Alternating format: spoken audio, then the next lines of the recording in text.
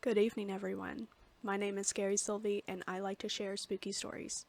I have a couple of really good stories for you guys, but I do want to go ahead and give a little shout out to my aunt, who is the one that provided these stories to me. These stories are something that I've heard for most of my adult life, and they always did the job at creeping me out, so I wanted to share them with you and give you the opportunity to hear these stories as well. Now, hopefully in future segments, I will be able to boost other people's content and actually hear stories that you have submitted to me yourselves. And I will definitely take the time here in this moment to provide any details to any social media that you have or businesses that you own, or any businesses that you would like to promote. I would love to provide that to you for providing scary stories for me and viewers here. However, my aunt does not have any of those things at this moment, and she did want to remain anonymous, so I'm going to respect that, and I would also ask that everybody please respect her privacy. Please don't ask me. I'm not going to be providing that information. So, without further ado, let's get into it.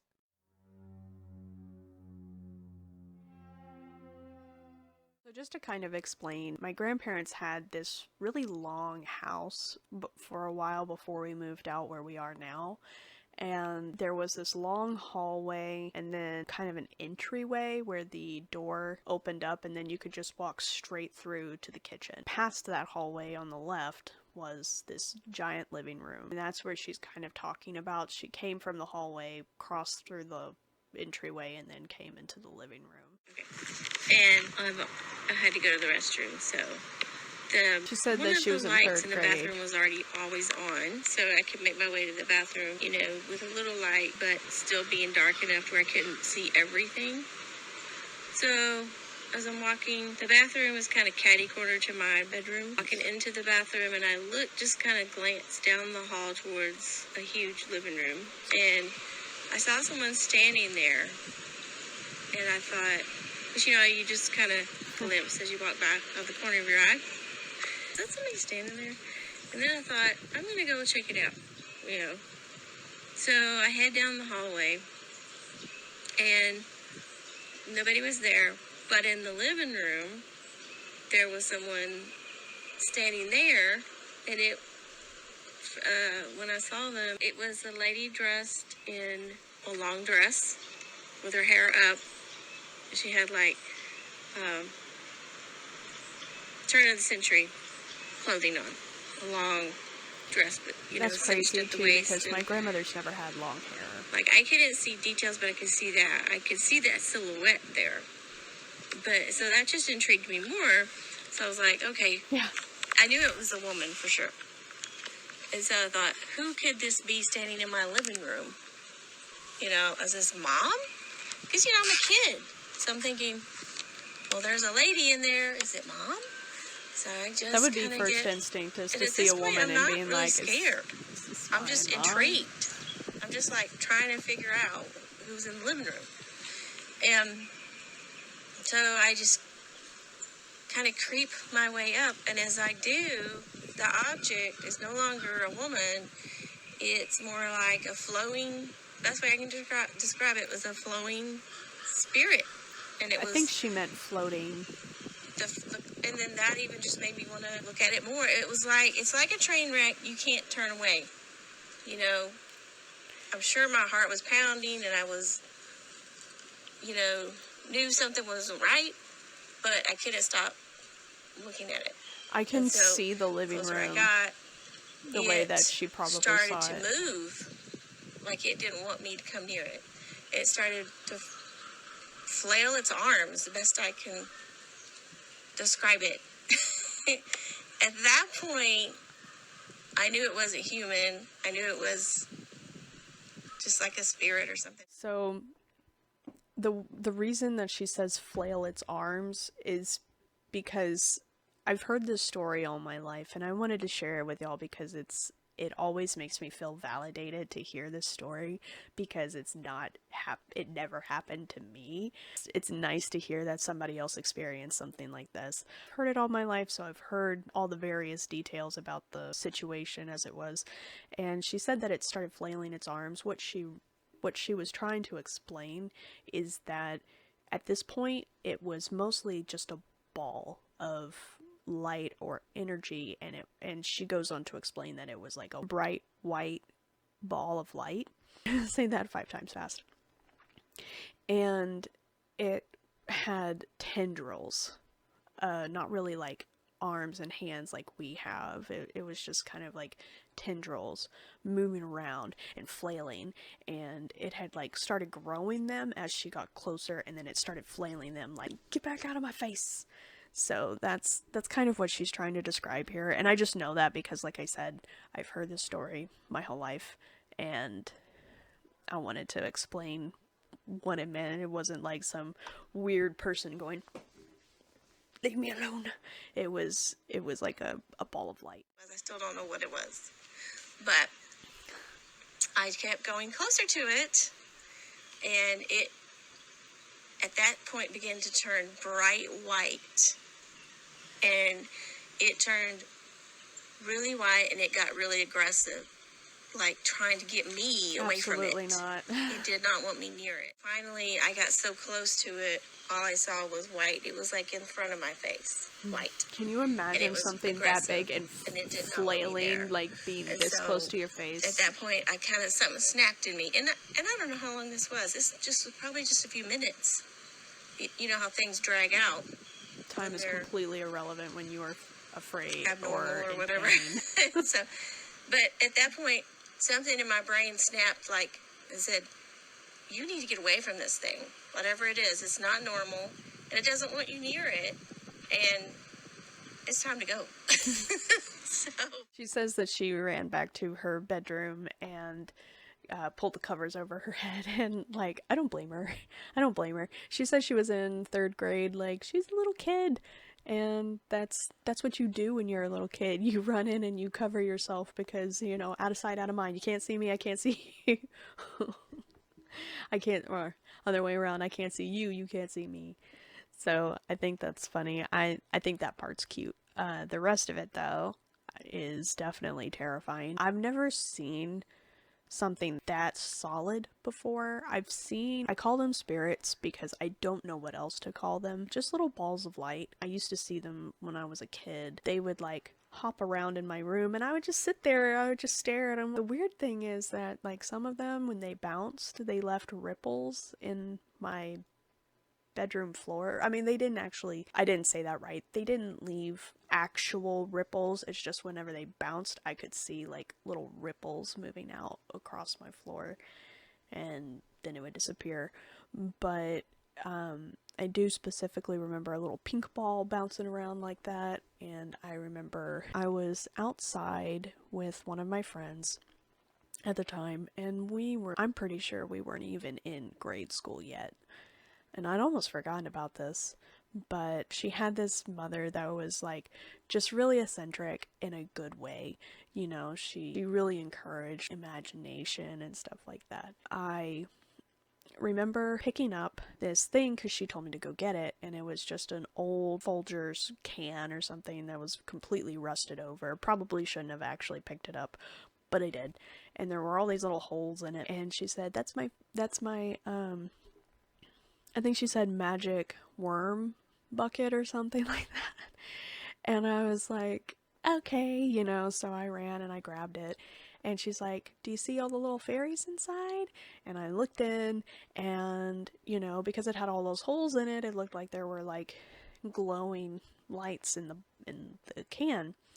And I was like, yeah. And she's like, okay, it's time to release them. And I was like, okay. And I threw it up in the air, and to this day, I have no idea how she did it, or if it was real, or if I just had a very vivid imagination. I can't explain it. But my friend and I ran around in the front yard after I threw that. I mean, I didn't like throw it up in the air, like toss something and things come out of like a can or a bottle or something like that. I did that, and lights actually came out of it. We just spent the rest of the day chasing these little balls of light that were everywhere. Maybe she had like Christmas lights or something on strings that she turned on at that moment, and we ran around, and I just don't remember that they were connected, because I was always really attuned with mechanical things like that. But I have legitimate memories of, like, it was almost like fireflies, but they weren't yellow, they were pink and blue and green and like red and all these different colors. And I caught them, and I would look and I would hold it open, and it would just be this little ball of light in my hand, and it would flitter away. It wasn't a bug, and it wasn't, I don't remember it looking like a Christmas light or anything, like on a string. And it would just float away and move around the entire yard. And she'd be like, okay, it's time to come in. And just like having that memory is interesting, to say the least.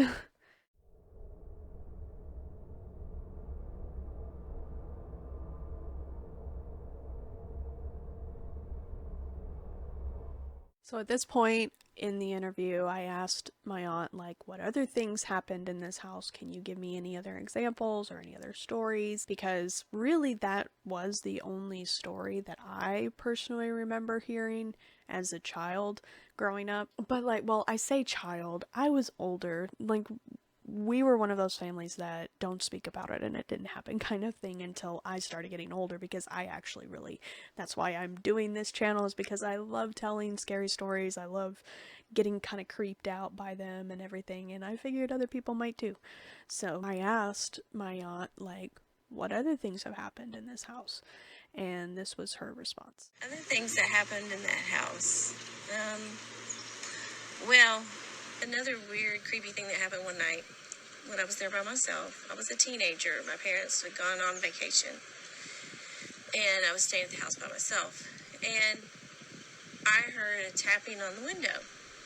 And not just I can't say tapping. It was more like somebody had a metal object and was banging on the window. Mm-mm. But it was to No. a beat. And so Oh my it got louder and louder. It got to the point where I couldn't ignore it. I couldn't sleep through it. So I got up and I got close to the window to see what was making the sound, and it just got louder. So I realized, okay, somebody's out there. Yeah. So I called my sister and her husband at the time, and I held the phone up to the noise, and they could hear it at their house. And they said, we are on our way. And they were about 5 miles away. And so they jumped in their car and came screeching over, and I heard them coming down the street. And my brother-in-law slammed on the brakes, screeched to the brakes, turned the car, and shined the lights on in the front of the house, which is where the bedroom window was. And the noise stopped. Nothing was there. That's just terrifying. another weird thing. That's terrifying. But I can't imagine hearing a noise that loud that it goes over a phone, because keep in mind, I remember having like the phones with cords and stuff like that, but like she was just a teenager at this time, and she was able to take the phone in her room and hold it up to the window that was making the noise. Like, that's terrifying to know that the noise, one, didn't stop when she started holding the phone up to it, and two, that's even more terrifying that it was so loud that my mom and my dad could hear it. That's scary. That's scary to me, because one of the biggest things for me is that I usually can explain things away. You know, I can usually explain things away for myself and just say, oh, I'm crazy, or it's not really happening, it's just in my head, or, you know, something. But to have somebody else be able to hear what they're hearing, nobody be there, it's terrifying. It's terrifying to know that that room was so creepy. That story is just, that scares the crap out of me. Alright guys, so I actually have my mother in here with me, and I'm going to replay one of the stories so that we can kind of see if she remembers it, because it did sound like something that would be terrifying, and it seemed like everybody would have experienced it. I'm gonna play the recording again, and we're gonna get my mom to confirm if she remembers this. One time we left the house and we had locked everything up, and when we got back, all the doors were open and there was a knife laying on the kitchen cabinet. Nothing had been taken, nothing moved, but we couldn't figure out why there was a knife out and why all the doors were open.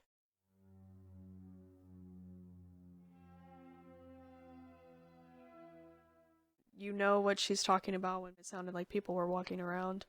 Yeah, because it constantly sounded like somebody was walking around our house. Because we had about 50 oak trees, in the yard. There were oak trees everywhere. And so there were always leaves on the ground. It seemed like even in the summer you could still, and you could hear walking past, especially the bedroom, because that used to be my room. And then I was constantly looking out the window to see who was out there, because it sounded like a human walking. It didn't sound like an animal walking. Right. It sounded like the pace of a Human tread, And then it sounded like a whole herd of people. And we looked out the window, and it was 2 horses. It was actually 2 horses. Yeah. And they looked back at us, like, what? What? We're not doing anything. This is our area. This is a neighborhood. I mean, because we were used to hearing the regular footsteps, and then we heard this, like, a lot of footsteps, and we're like, oh my gosh, what is it? And we looked out the window, and it was 2 horses.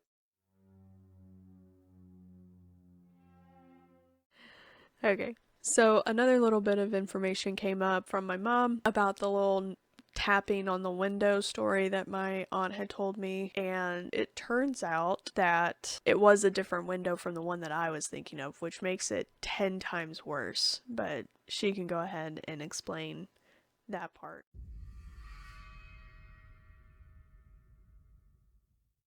We could hear the tapping on the window when she held the phone up to the window, and you could. I mean, it was definitely there, and which is one of the reasons we rushed over there so fast and got there. And then as we were driving down the street, as we got to the house, my husband, we were going fast, and he whipped the wheel real hard and just actually drove into the yard so that his headlights were pointing at the window.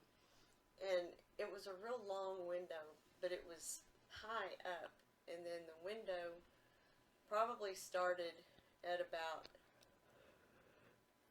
4.5, 5 feet off the ground. It was really high. It was the top part of the wall that was. I think it was higher than that, because it was, but I was a kid, so I'm not sure. And so that whole side of the, if somebody had been standing there, we would have seen them. Big long window and the brick wall. There weren't any plants along there that anybody could have been hiding behind or anything. And my sister said that she heard the tapping up until the time she saw the lights hit her window. Right? Yeah, that's what she said. She said that the lights hit the window, and that then when the lights hit the window, that's when the tapping stopped. Not before, when the car was coming around the corner, not like when he slammed on the brakes. It was still going up until the point that those lights hit that window. So, yeah, we would have seen someone someone had been there. Yeah. We would have seen them, or whatever it was. We would have seen a Whatever. bird, Yeah. or a branch, or whatever. I mean, Which that also was kind of impossible, because the tree there weren't didn't. any trees that close to the window. Trees that didn't close come to up. that house. Yeah. Anyway, so I can corroborate that part of her story. We had a discussion as to which word it was. Corroborate. That's your vocabulary word for today. Alright guys, I hope you enjoyed those stories. I will go ahead and play the last little bit of the house so you can hear those few details that I couldn't really mix up into anything else, but I hope you stay safe and spooky. Bye! Several times I'd feel things, touch my face in the middle of the night. Things would wake me up. And then one morning, I'll never forget this, though I don't know if he'll admit it. My dad said, something touched my face last night. It was like we were at breakfast, and he's like, something touched my face last night. And I said, really? And Mom was like, oh, nothing touched your face. What are you talking about? And he goes, no, something rubbed my face last night and woke me up. That had the same thing happen to me. Just some other things was like, I had a couple of friends that I would ask to spend the night all the time. And invariably, they would want to go home in the middle of the night. We wouldn't even get to bedtime. And they would say, I want to go home. I'd be like, why? I'd be all hurt and sad. I'm like, don't go home. They're like, no, I can't stay here. This house is scary. I'm not staying here. And they would go home. So there was that. One time we left the house and we had locked everything up. And when we got back, all the doors were open and there was a knife laying on the kitchen cabinet. But we couldn't figure out why there was a knife out. The thing I remember most, and everybody heard this, not just me, we would hear things that sounded like animals walking through that part, and big animals like cows or horses. And you would literally hear footsteps outside all the time. I'm not talking just, occasionally it sounded like someone walking out there. You could hear people walking, animals, people walking, and I could kind of picture them walking up and down this strip of land by the house, because that's what it sounded like. I would look outside, there was nothing there. My mom heard the same thing. My sister heard the same thing. And also the room I slept in was creepy and always cold. My parents talked about this.